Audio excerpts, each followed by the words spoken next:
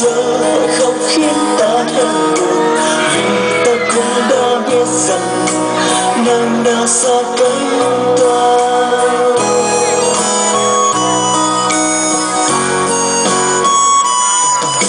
Khi người đã quay lưng ra đi, dẫu còn chung vẫn vững trong lòng, thì người yêu ơi đã biết rằng nàng đã xa cánh ta.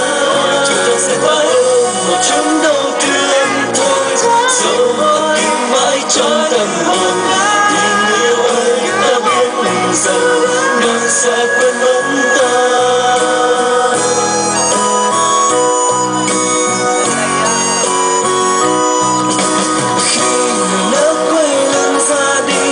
Dẫu còn chút vẫn vương trong lòng, thì người yêu ơi đã biết rằng nàng đã xa cánh ta. Một chút đau thương rồi, dẫu phải kiếm mãi trong tâm hồn, thì người yêu ơi đã biết rằng nàng sẽ quên mất ta.